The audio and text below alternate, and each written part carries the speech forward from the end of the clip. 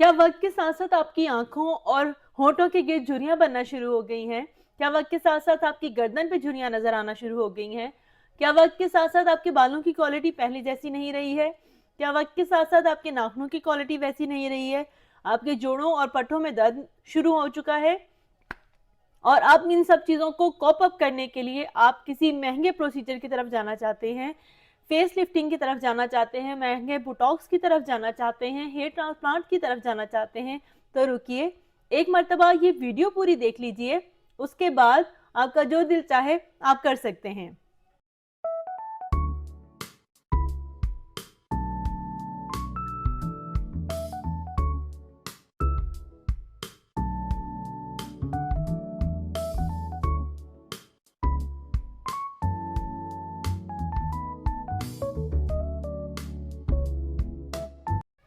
अस्सलाम वालेकुम दोस्तों, मेरा नाम दुआ रज़ा है। इस चैनल पे मैं आपको beauty tips, tricks, healthy lifestyle और कुछ आसान DIY बताऊंगी। अब से हफ्ते में 3 दिन मेरी वीडियो आपको देखने के लिए मिलेगी। फ्यूचर में जाकर ये वीडियोस काफ़ी बेहतरीन और इंटरेस्टिंग होने वाली हैं और ये उन टॉपिक से रिलेटेड होंगी जो कि आप रोज़मर्रा ज़िंदगी में फेस करते हैं।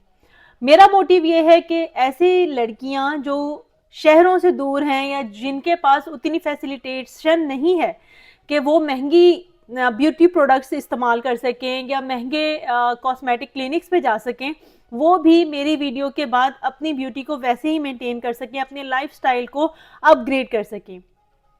चलिए जी, आते हैं टॉपिक की तरफ। आज का मेरा टॉपिक ये है कि अगर एजिंग के साथ साथ आपके फेस पे एजिंग नज़र आना शुरू हो गई है, आप 25, 30 और 35 की उम्र तक पहुंच गए हैं और आपको लगता है कि आपकी स्माइल लाइन प्रोमिनेंट हो गई है, आपकी आंखों के गिर्द झुर्रियाँ पड़ना शुरू हो गई हैं, आपके माथे पे झुर्रियाँ पड़ना शुरू हो गई हैं, आपकी गर्दन पे रिंकल्स आना शुरू हो गए हैं, आपके बालों की क्वालिटी पहले जैसी नहीं रही है, आपकी हेयर लाइन पीछे जा रही है, आपके हेयर्स थिन हो रहे हैं, आपकी ओवरऑल बॉडी में जो है वो इलास्टिसिटी कम हो गई है और आपको लगता है कि अब आपको जोड़ों और पट्टों के लिए भी कुछ ऐसा चाहिए, तो इन सब चीज़ों के लिए आपको बहुत सारे काम करने की ज़रूरत नहीं है।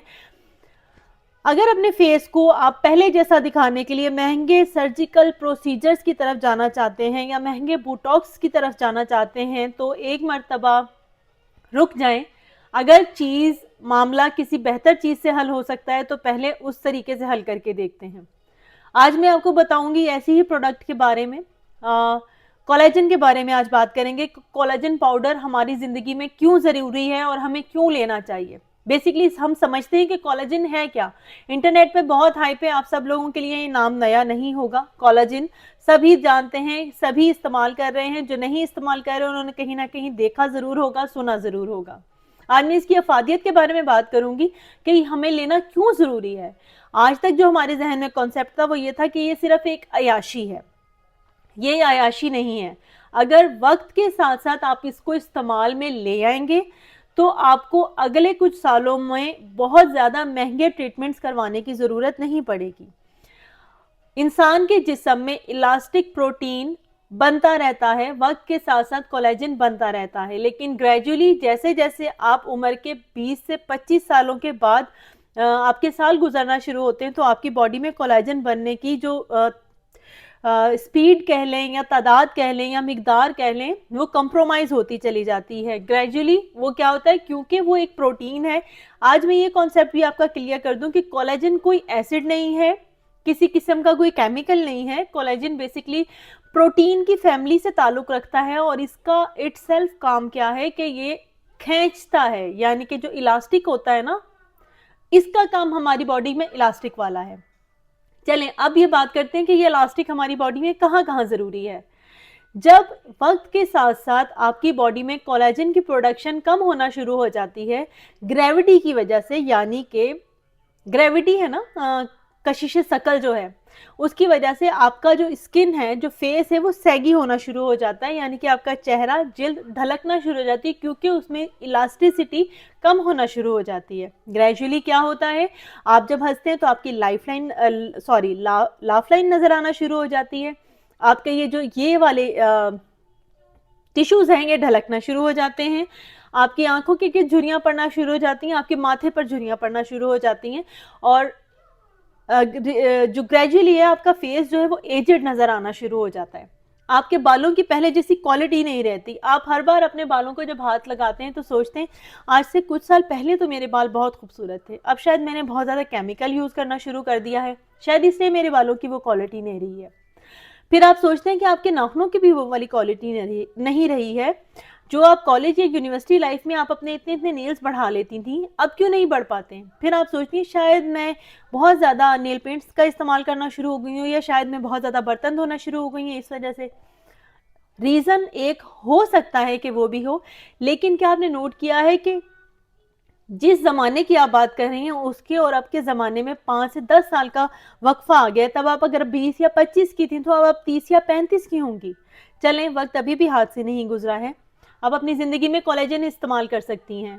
कोलेजन इस्तेमाल करने के 2 तरीके हो सकते हैं, यानी कि कोलेजन लेने के 2 रिसोर्सेज हो सकते हैं। एक सोर्स तो ये है कि आप अपनी डाइट के थ्रू कोलेजन अपनी बॉडी में पूरा करें। मैं आपको बताती हूँ सिंपल अपनी फूड में आप कैसे डिसाइड कर सकते हैं। एक तो स्क्रीन पर मैं आपको चार्ट दिखा सकती हूँ कि आपके किस किस फूड में कोलेजन हो सकता है। दूसरा ये है, सिंपल याद रखें, आगे सर्दियाँ आ रही हैं, हर हड्डी की यखनी आपको कोलेजन देगी। ठीक हो गया? बीफ की, मटन की, चिकन की, फिश की, जो भी यखनी होगी, जो बोन मैरो के साथ यखनी होगी, वो आपकी बॉडी में कोलेजन आपको जो है वो उसकी डेफिशिएंसी को कंट्रोल करेगी, पूरा करेगी। दूसरा, ड्राई फ्रूट्स, नट्स जो होते हैं ये फुल ऑफ कोलेजन होते हैं, आप ये भी इस्तेमाल कर सकते हैं।